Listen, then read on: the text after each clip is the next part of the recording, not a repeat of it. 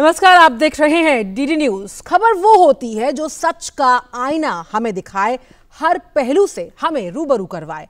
आज का एजेंडा तय करने के लिए हम हाजिर हैं और यही हमारा काम है। ऑफिस जाने की जल्दी हो या फिर घर के काम निपटाने की, आधे घंटे के इस खास शो को देख लीजिए। मिलेगा आपको खबरों का पूरे दिन का बूस्टर डोज। कौन सी खबरें तय करेंगी आज के दिन की दिशा, कौन सी खबरें रहेंगी दिन भर आज सुर्खियों में, खबरों की दुनिया का सटीक और सही विश्लेषण देखिए मेरे यानी आंचल गुलाटी गुंबर के साथ अगले आधे घंटे में। लेकिन सबसे पहले नजर डालते हैं सुर्खियों पर।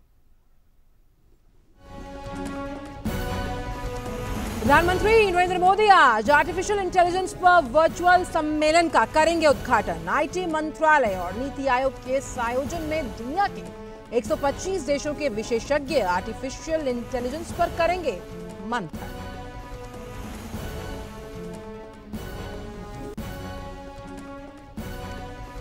बिहार चुनाव के लिए सियासी सरगर्मियां हुई तेज। दिल्ली में बीजेपी की केंद्रीय चुनाव समिति की हुई बैठक। पीएम मोदी, अमित शाह, जेपी नड्डा समेत तमाम वरिष्ठ नेता हुए शामिल। चुनाव के लिए उम्मीदवारों के नाम पर चर्चा। एलजेपी ने बिहार में अकेले चुनाव लड़ने का किया ऐलान। कोविड-19 के चलते किस्त अदायगी में छूट देने के मामले में दायर याचिकाओं पर सुप्रीम कोर्ट आज करेगा सुनवाई। याचिकाओं में मॉरेटोरियम की अवधि के दौरान ईएमआई पर अतिरिक्त ब्याज ना वसूले जाने की रखी गई है मांग। केंद्र ने हाल ही में एमएसएमई लोन, एजुकेशन, हाउसिंग सहित अन्य लोन पर लागू चक्रवृद्धि ब्याज माफ करने का किया था ऐलान। स्वास्थ्य से जुड़ी तमाम अटकलों के बीच कोरोना संक्रमित अमेरिकी राष्ट्रपति डोनाल्ड ट्रंप समर्थकों का हौसला बढ़ाने के लिए कुछ वक्त के लिए निकले अस्पताल से बाहर। अपने संदेश में ट्रंप ने कहा, जल्द लौटेंगे बाहर। राष्ट्रपति चुनाव के लिए तैयारियां तेजी से जारी। और आज के एजेंडे में सबसे पहले हम बात करेंगे वर्चुअल सम्मेलन रेस 2020 की। और कहते हैं, जिस तरह से रतन टाटा ने कहा है कि जब हम नए तकनीक के साथ आगे बढ़ते हैं, सवाल पूछते हैं, तो हम आउट ऑफ द बॉक्स सोचने का मादा रखते हैं। और आज के वक्त में जब तकनीक का दायरा इंसानी जिंदगी में तेजी से बढ़ता जा रहा है, आम इंसान की जिंदगी से इतर किसी भी समाज की आर्थिक नीतियों में भी इसकी अहमियत बढ़ रही है। आर्टिफिशियल इंटेलिजेंस यानी मशीनों को इंसान की तरह सोच दे पाने की समझ और उन्हीं की तरह काम कर पाने और फैसले ले पाने की क्षमता देना है।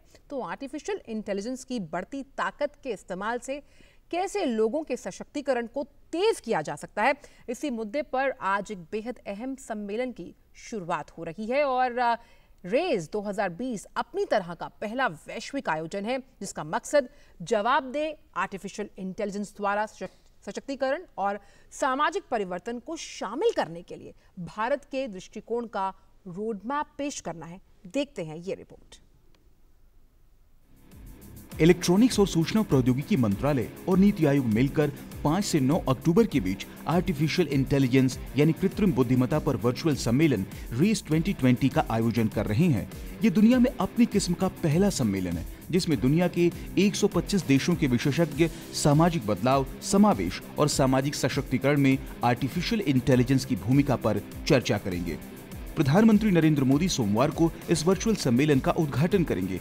RAISE 2020 एक ऐसा वैश्विक मंच होगा जहां कुल 44 सत्रों के दौरान सामाजिक बदलाव समेत स्वास्थ्य, कृषि, शिक्षा व स्मार्ट मोबिलिटी आदि क्षेत्रों में AI के इस्तेमाल की संभावनाओं पर दुनिया भर के विशेषज्ञ विचारों का आदान प्रदान करेंगे। RAISE 2020 में कृत्रिम बुद्धिमत्ता से जुड़ी योजनाओं, नवाचारों और अनुसंधान क्षेत्र के दुनिया भर के विशेषज्ञ तथा प्रतिनिधि हिस्सा लेंगे। महामारी जैसे हालात में तैयारियों में AI से लाभ, डिजिटाइजेशन पर नवाचार की प्रगति, समग्र AI, सफलतापूर्वक नवाचार हेतु साझेदारी इत्यादि विभिन्न विषयों पर इस सम्मेलन में मंथन होंगे। सम्मेलन में कृत्रिम बुद्धिमत्ता के क्षेत्र में काम करने वाले कुछ उत्साहजनक नव उद्यमों के बारे में भी प्रस्तुति दी जाएगी। स्टार्टअप के लिए दुनिया के तीसरे सबसे बेहतर इकोसिस्टम IIT समेत विश्व स्तरीय विज्ञान एवं तकनीकी संस्थानों विशाल डिजिटल बुनियादी ढांचे की बदौलत भारत आर्टिफिशियल इंटेलिजेंस को विकसित करने में विश्व की अगुवाई करने में पूरी तरह से सक्षम है। विशेषज्ञों का मानना है कि आर्टिफिशियल इंटेलिजेंस भारत की अर्थव्यवस्था के लिए 2035 तक 957 बिलियन अमेरिकी डॉलर आकर्षित कर सकता है। RAISE 2020 अपनी तरह का पहला वैश्विक आयोजन है जिसका उद्देश्य जवाबदेह AI के द्वारा सशक्तिकरण, सामाजिक परिवर्तन, सभी को शामिल करने के भारत के दृष्टिकोण का रोड मैप प्रस्तुत करना है। आयोजन में विश्व उद्योग जगत के प्रमुखों के साथ साथ जाने माने विचारक, सरकारी प्रतिनिधियों और शिक्षा जगत के क्षेत्रों से लोगों की भाग लेने की संभावना है। निशांत सौर, DD न्यूज।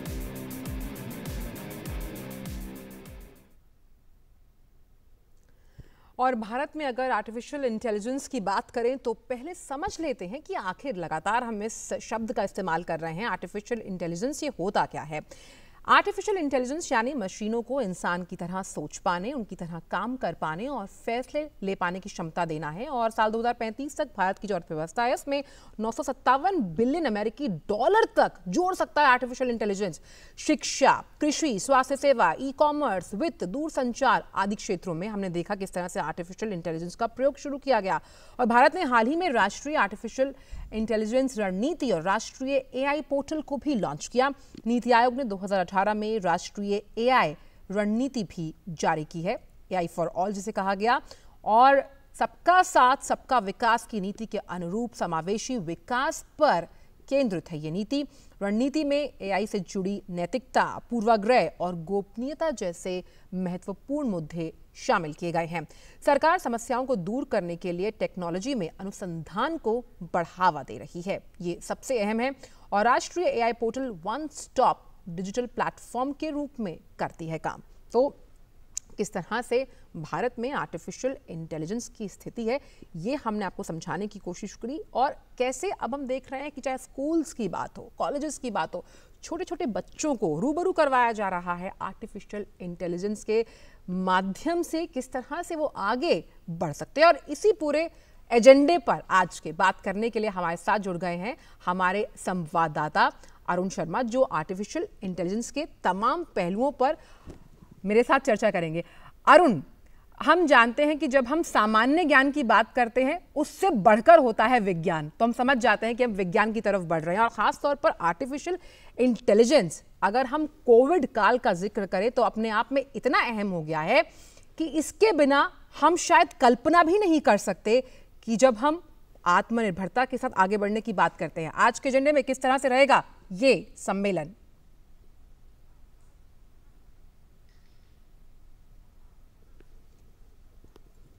100 देशों से 40,000 के आसपास एकेडमिशियंस, प्रोफेसर्स, रिसर्चर्स, इनोवेटर्स, बड़े बड़े कॉर्पोरेट हाउसेस के दिग्गज, ये सब लोग शामिल होने जा रहे हैं इस रेस समिट के अंदर। आर्टिफिशियल इंटेलिजेंस, ये रेस का नाम ही होता है रिस्पॉन्सिबल आर्टिफिशियल इंटेलिजेंस, यानी कि हम ऐसे आर्टिफिशियल इंटेलिजेंस या फिर ऐसे कंप्यूटर्स या फिर ऐसे इनोवेशंस को कर सके जो कि रिस्पॉन्सिबल इन नेचर हो। आज की तारीख में आंचल हम लोग आर्टिफिशियल इंटेलिजेंस से 24 घंटे घिरे हुए हैं। लेकिन हमारा स्मार्टफोन सबसे बड़ा एग्जांपल है आर्टिफिशियल इंटेलिजेंस का। इसने हमारा काम काफी हद तक आसान कर दिया है।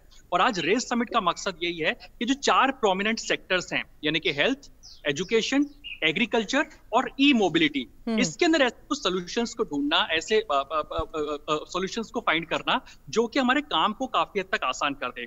अगर हम 15 साल आज से पहले रिवाइंड करने की कोशिश करते हैं आजकल, 15 साल पहले अगर हमें कहीं एक जगह से दूसरी जगह जाना होता था तो हम लोग लोगों से रास्ता पूछते पूछते जाते थे कि भाई साहब ये रास्ता कहाँ आएगा, वो रास्ता कहाँ आएगा। लेकिन अब क्योंकि गूगल मैप्स और नेविगेशन एप्लीकेशन इतनी आ चुकी है जिसने हमारा काम आसान कर दिया है, तो ट्रांसपोर्ट मोबिलिटी के अंदर नेविगेशन एप्स ने बहुत बड़ा बदलाव ला के रख दिया है। लेकिन अब इस जो प्रधानमंत्री का फोकस है वो इस बात पर है कि इस आर्टिफिशियल इंटेलिजेंस को कैसे इंक्लूसिव बनाया जा सके, यानी कि गांव गांव तक इसको पहुंचाया जा सके। देश का किसान कैसे आर्टिफिशियल इंटेलिजेंस को यूज कर सके, वेदर फोरकास्टिंग करनी हो या फिर कब एक तरह से खेती करनी हो, कब बुआई करनी हो, क्या वो वेदर अनुकूल होता है, इन तमाम चीजों को समझ सके। $950 बिलियन का कंट्रीब्यूशन हो जाएगा 2035 तक अगर आर्टिफिशियल इंटेलिजेंस को बखूबी से इस्तेमाल किया जाता है। आंचल, आज की तारीख में Singapore, US, UK, Sweden, Finland, ये टॉप 5 कंट्रीज मानी जाती है जो एआई का बेहतरी के साथ इस्तेमाल कर रही है। हाल ही में प्रधानमंत्री नरेंद्र मोदी ने वैभव समिट को संबोधित किया था, जिसमें कि सिंगापुर से यूएस यूके के कई सारे रिसर्चर्स जुड़े थे कि कैसे वो बेहतरीन इनोवेशंस को लेकर के आ सके। तो आज का फोकस और मकसद इसी बात पर होगा कि एआई कैसे हमारे जीवन को और आसान बना सके और ये इंक्लूसिव इन नेचर हो, यानी कि सस्ती टेक्नोलॉजी हो जो कि देश का किसान, गरीब वर्ग भी उसको इस्तेमाल कर सके। बिल्कुल। और क्योंकि आपने बात कही ऐप्स की, और एक सबसे अहम उदाहरण जो आपकी और मेरी जिंदगी में, मेरे मोबाइल फोन में भी, आपके मोबाइल फोन में भी होगा, हम जानते हैं आरोग्य सेतु ऐप, जिसके बिना हम अब कल्पना भी नहीं कर सकते अगर हम घर के बाहर निकलते हैं। किस तरह से हम डिजिटल माध्यम से, खासतौर पर एआई का इस्तेमाल करते हुए, जब हम ऐप्स का जिक्र करते हैं, जिन क्षेत्रों का जिक्र आपने किया, कितने दूरगामी प्रगति के परिणाम हो सकते हैं। कृषि की हमने बात की, शिक्षा, और खासतौर पे आपका बेटा है, मेरी बेटी है, मैं उनको देखती हूँ कि आज वो इतनी छोटी से 4 से 5 वर्ष की उम्र में आर्टिफिशियल इंटेलिजेंस का मतलब समझ गए हैं। तो कहीं ना कहीं माइंडसेट में बहुत बड़ा बदलाव आया है।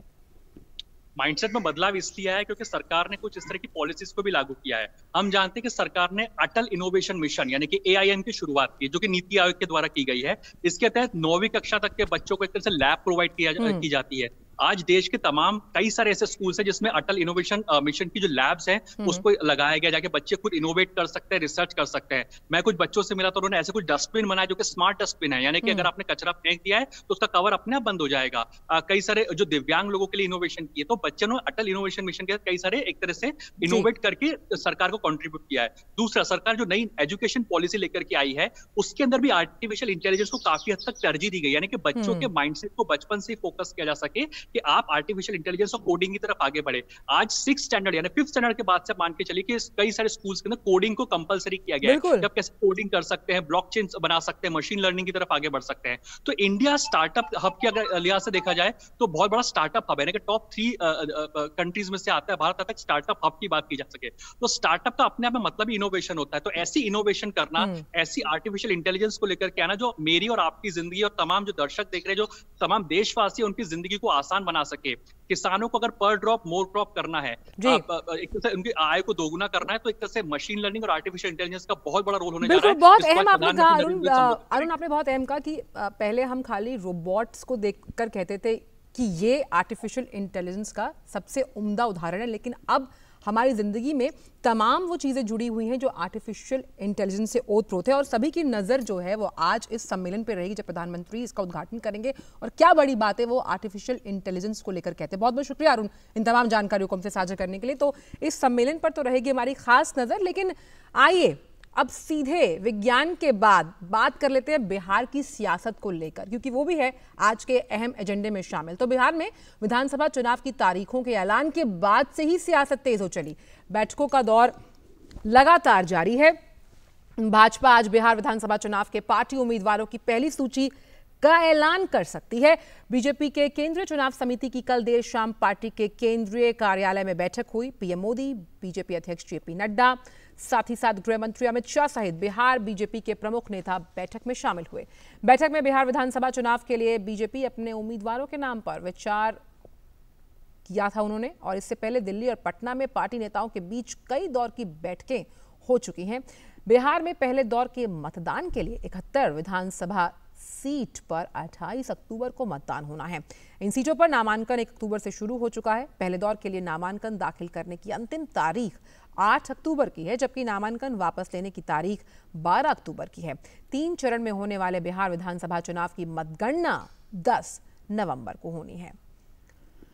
और इसी बीच एनडीए की सहयोगी पार्टी लोक जनशक्ति पार्टी ने बिहार में अकेले चुनाव लड़ने का फैसला किया। दिल्ली में पार्टी के संसदीय बोर्ड की बैठक में यह फैसला हुआ। लोजपा का कहना है कि राष्ट्रीय स्तर और लोकसभा चुनाव में भाजपा के साथ गठबंधन बना रहेगा, जबकि जेडीयू के साथ मतभेद के चलते लोजपा बिहार विधानसभा का चुनाव अलग लड़ेगी।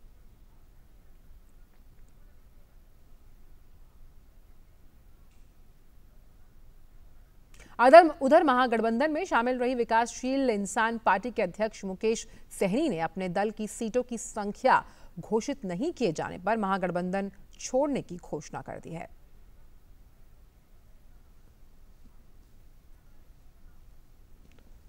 और वहीं बिहार चुनाव में राजनीतिक समीकरणों की बात करें तो सीएम नीतीश कुमार की पार्टी जेडीयू और सहयोगी बीजेपी के बीच सीट बंटवारे पर सहमति बनी है, जिसके मुताबिक नीतीश कुमार की पार्टी जेडीयू और सहयोगी बीजेपी 119 सीटों पर चुनाव लड़ेगी और जीतन राम मांझी की पार्टी 5 सीटों पर चुनाव लड़ेगी। लोक जनशक्ति पार्टी अकेले चुनाव लड़ेगी। उसका कारण है एलजेपी के राष्ट्रीय अध्यक्ष चिराग पासवान मुख्यमंत्री नीतीश कुमार से खुश नहीं है। चिराग पासवान ने कहा कि भाजपा के साथ कुछ सीटों पर लोजपा की फ्रेंडली फाइट होगी, पर पार्टी उन सभी सीटों पर अपने उम्मीदवार जरूर उतारेगी जहां जेडीयू के प्रत्याशी होंगे। उधर इन चुनावों के लिए महागठबंधन भी सीट शेयरिंग की अगर बात की जाए तो उसका ऐलान कर चुका है। बिहार विधानसभा की 243 सीटों में से 144 पर आरजेडी यानी राष्ट्रीय जनता दल, 70 सीटों पर कांग्रेस और 29 सीटों पर लेफ्ट पार्टियां चुनाव लड़ेंगी। लेफ्ट पार्टियों में सीपीएम को 4, सीपीआई को 6, सीपीआई माले को 19 सीटें दी गई हैं। तो ये बिहार की चुनावी बिसात है, किस तरह से मोहरे बिछाए गए हैं, बिहार में चुनावी बिगुल बच चुका है उसको लेकर। और जो चुनावी समीकरण है किस तरह से बैठेंगे उस पर बात करने के लिए हमारे साथ जुड़ गए हैं सलमान हैदर। सलमान, बिहार की जो ये पूरी राजनीति है ये अपने आप में लगातार दिलचस्प मोड़ ले रही है और ख़ासतौर पर अगर हम आज की बात करें तो उम्मीद की जा रही है कि आज भाजपा जो है वो उम्मीदवारों पर अपनी तस्वीर साफ करेगी। लेकिन लगातार बिहार की अगर बात की जाए तो वहां पर महागठबंधन में तो पहले ही राउंड में हमने देखा किस तरह से फूट डलती हुई नजर आई। आंचल, अब हम ये कह सकते हैं कि बिहार की राजनीति की शतरंज की बिसात पूरी तरह बिछ चुकी है।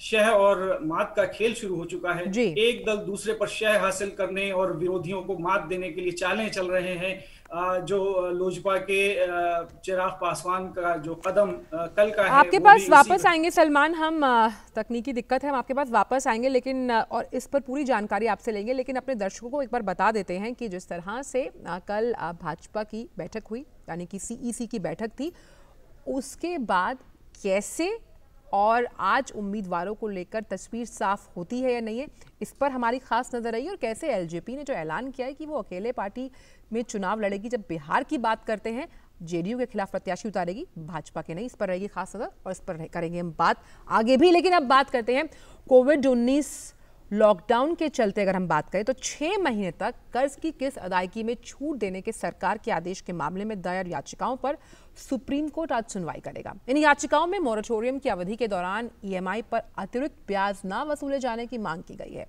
केंद्र सरकार ने हाल ही में लोन वालों को बड़ी राहत देने का ऐलान किया था। वित्त मंत्रालय ने सुप्रीम कोर्ट में हलफनामा दिया था जिसके तहत एमएसएमई लोन, एजुकेशन, हाउसिंग सहित अन्य लोन पर लागू चक्र वृद्धि ब्याज माफ होंगे।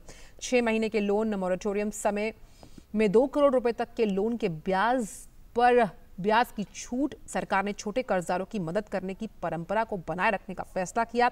कोरोना वायरस महामारी की स्थिति में ब्याज की छूट का भार वहन करेगी सरकार। अनुदान के लिए संसद से अनुमति मांगी जाएगी। और अब जानने की कोशिश करते हैं कि सरकार के इस फैसले का आम आदमी पर क्या असर होगा और केंद्र सरकार की ओर से दी गई इस राहत से लोगों को कितना फायदा होगा और मोरेटोरियम का लाभ ले रहे लोगों को अब ब्याज पर अतिरिक्त पैसे नहीं देने होंगे। तो इस पर बात करने के लिए हमारे साथ जुड़ रहे हैं हमारे संवाददाता विकास सारथी। तो आम आदमी पर क्या असर होगा, एक बार पहले समझ लेते हैं। केंद्र सरकार की ओर से दी गई इस राहत से लोगों को फायदा होगा। लोन मोरेटोरियम का लाभ ले रहे लोगों को अब ब्याज पर अतिरिक्त पैसे नहीं देने होंगे। साथ ही ग्राहकों को सिर्फ लोन का सामान्य ब्याज देना होगा, यानी कि ब्याज पर ब्याज नहीं देना होगा। ये आम आदमी पर असर होगा। और इसी पर बात करने के लिए हमारे साथ विकास सारथी जुड़ गए हैं, हमारे संवाददाता। विकास, क्या कुछ आज कोर्ट में हो सकता है? लगातार हम अपनी खबरों के जरिए और आज के एजेंडे में दिखाने की कोशिश कर रहे हैं कि आम आदमी पर क्या असर होगा जब कोर्ट अपना फैसला देगी। लेकिन मोरेटोरियम की अवधि को बढ़ाने के लिए किस तरह के केंद्र बिंदु हैं अगर हम इस पूरी पिटीशन पर नजर डालें तो? था कि क्योंकि जो उनको मोरेटोरियम के दौरान रिलीफ मिला था उसके चलते अब ब्याज पर ब्याज नहीं मांगा जाना चाहिए। यहाँ तक कि ब्याज माफ करने की भी मांग की गई थी, लेकिन सरकार ने साफ किया है कि इस तरह की मांगों को नहीं माना जा सकता कि कोई इंटरेस्ट ही नहीं दे। ये जरूर है कि जो छोटे लोन्स हैं, 2 करोड़ से कम के लोन्स हैं, उन पर कंपाउंड इंटरेस्ट नहीं देना होगा। तो ये भी बहुत बड़ी राहत है ऐसे ग्राहकों के लिए जिनके लोन 2 करोड़ से कम के हैं। दूसरी बात यहाँ पर सरकार ने ये कही कि अगर जिस तरह की मांग की जा रही है कि सारे लोन्स पर इंटरेस्ट वेव ऑफ कर दिया जाए, तो ये तो आंकड़ा 6 लाख करोड़ से ज्यादा का चला जाएगा और बैंकों की हालत खराब हो जाएगी इसमें। अभी भी सरकार ने जो राहत दी है उसका असर बैंकों की वित्तीय स्थिति पर पड़ेगा। इसीलिए ये जो जिसको आप कहें कि जो फाइनेंशियल इम्प्लीकेशंस हैं, इसको सरकार वहन करेगी और बैंकों को बचाने के लिए बजट में एलोकेशन किया जाएगा, संसद से मंजूरी ली जाएगी कि जो रिलीफ अब दिया जा रहा है 2 करोड़ से नीचे के लोन वालों को, वो उसके लिए अलग से संसद उसके लिए मंजूरी दे। दूसरी बात यहाँ पर यह कही गई सरकार की तरफ से कि जब मॉरेटोरियम का ऐलान हुआ था तभी ये साफ था कि आपको वक्त ज्यादा दिया जा रहा है, इंस्टॉलमेंट्स आपकी कम नहीं की जा रही हैं और लोगों को इसके बारे में जानकारी थी।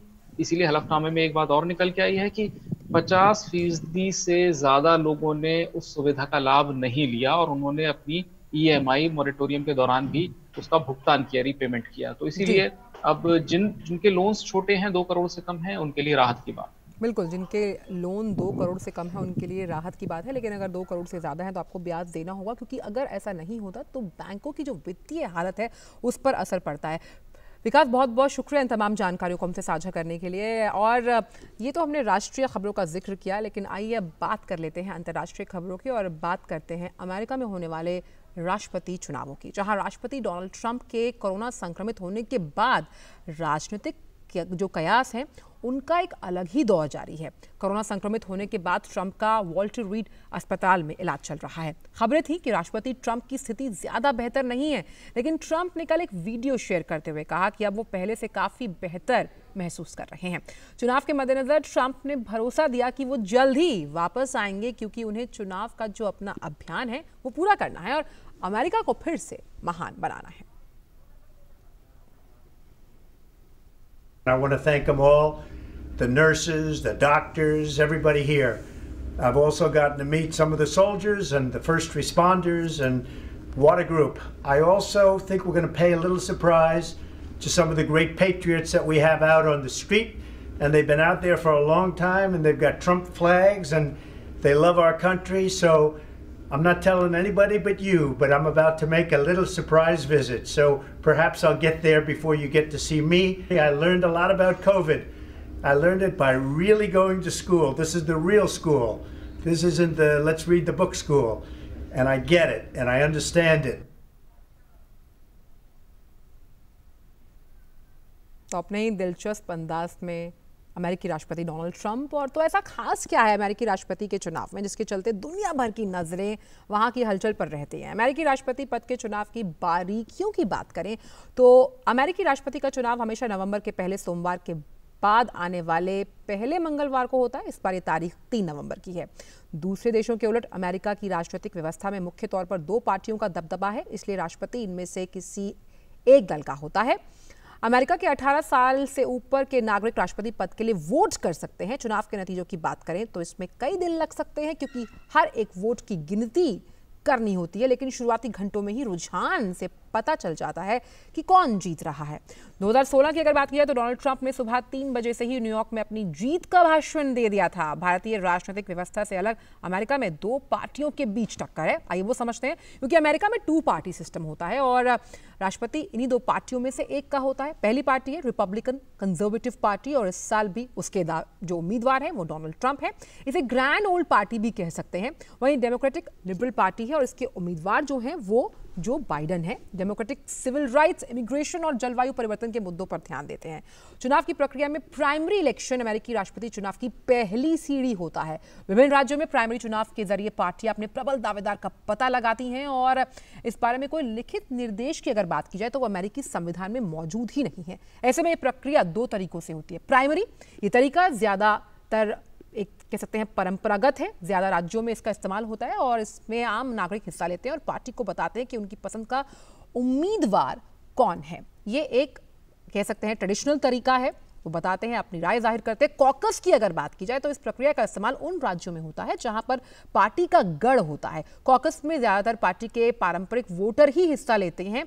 दोनों चुनावों में सबसे बड़ा अंतर यह होता है कि कॉकस में पार्टी के सदस्य जमा होते हैं, सार्वजनिक स्थल पर उम्मीदवार के नाम पर चर्चा की जाती है, इसके बाद वहां मौजूद लोग हाथ उठाकर उम्मीदवार चुनते हैं। वहीं प्राइमरी में बैलेट के जरिए वोटिंग होती है। नेशनल कन्वेंशन जो प्रतिनिधि प्राइमरी में चुने जाते हैं वे चुनाव यानी इलेक्शन में शामिल होते हैं। कन्वेंशन में ये प्रतिनिधि पार्टी के राष्ट्रपति पद के उम्मीदवार का चुनाव करते हैं। तो प्राइमरी और कॉकस का अंतर हमने आपको समझाया, कैसे प्राइमरी में बैलेट के जरिए वोटिंग होती है, कॉकस में हाथ उठाकर।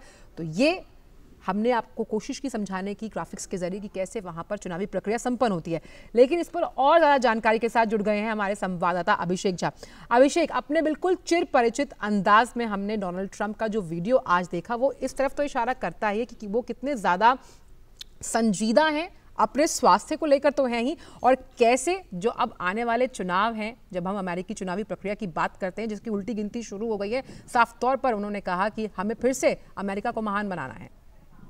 देखिए आंचल, जो सबसे प्रमुख बात रही कि इस पूरी प्रक्रिया में जो ट्रंप के वक्तव्य में भी कहा गया कि कोरोना के बारे में उन्होंने काफी कुछ सीखा है पिछले दिनों में। ट्रंप पिछले काफी महीनों में बहुत ज्यादा उनकी आलोचना होती रही है कि इस पूरी बीमारी को और पूरे महामारी को उन्होंने बहुत ही हल्के अंदाज में लिया है। इसके प्रति जो सुरक्षा के या जो प्रोटेक्टिव उपाय करनी चाहिए वो उन्होंने नहीं किए, और इस वजह से अमेरिका में ये बहुत ज्यादा स्प्रेड हुआ है इसका। ये विपक्षी दलों का बहुत ही तेज मानना रहा है। हालांकि ट्रंप को खुद भी कई बार या कहें तो ज्यादातर जगहों पर बिना मास्क के दिखा गया है। अब वो खुद बीमार हैं और जो उनकी पत्नी है वो भी बीमार हैं। इस बीच खबरें ये भी आ रही थी, एक कहें तो मिक्स खबरें आ रही हैं। कुछ कहती हैं कि उनकी हालत बहुत अच्छी नहीं है, जबकि कुछ में ऐसा कहा गया, जो ऑफिशियल वक्तव्य था उसमें कहा गया कि बहुत बेहतर कर रहे हैं। फिलहाल उनको एक दवाई दी गई है डेक्सोमेथासोन, जो कि बहुत ही नॉर्मल लोगों को नहीं दी जाती है। ये उनके फिजिशियन के अनाउंसमेंट है कि डेक्सोमेथासोन उनको दी गई है, बिल्कुल आमतौर पर क्रिटिकल पेशेंट्स को ही दी जाती है। ऐसे में ये बात भी सामने आई है कि उन्हें शायद आज रिलीज किया जा सकता है एक दिन बाद। बहुत अहम, लेकिन अभिषेक मेरे पास समय कम है, आप बहुत अहम जानकारियां दे रहे हैं और मैं समझ पा रही हूँ कि किस तरह से डोनाल्ड ट्रंप ने साफ तौर पर कहा कि उन्होंने खुद कोविड क्योंकि वो झेल रहे हैं तो कैसे वहां पर खुद एजुकेशन ली है किस तरह से कोविड से निपटना है और आगे बढ़ना है। बहुत बहुत शुक्रिया अभिषेक इन तमाम जानकारियों को हमसे साझा करने के लिए। और आज के एजेंडे में जिन तमाम खबरों पर हमने फोकस किया यही रहेंगी दिन भर की सुर्खियां और इसी पर रहेगी डीडी न्यूज़ की भी पूरे दिन खास नज़र। तो आज की इस खास पेशकश में इतना ही। दीजिए मुझे और मेरी पूरी टीम को इजाज़त, लेकिन खबरों का सिलसिला डीडी न्यूज़ पर लगातार जारी है। आप जुड़े रहिए डीडी न्यूज़ के साथ और साथ ही हमारा जो मास्क अप कैंपेन है, बिना मास्क पहने सोशल डिस्टेंसिंग का पालन कीजिए और साथ ही साथ आप सैनिटाइजर्स का भी इस्तेमाल कीजिए। यही हमारी मुहिम है, इसके साथ आप जुड़े रहिए। दीजिए इजाज़त, नमस्कार।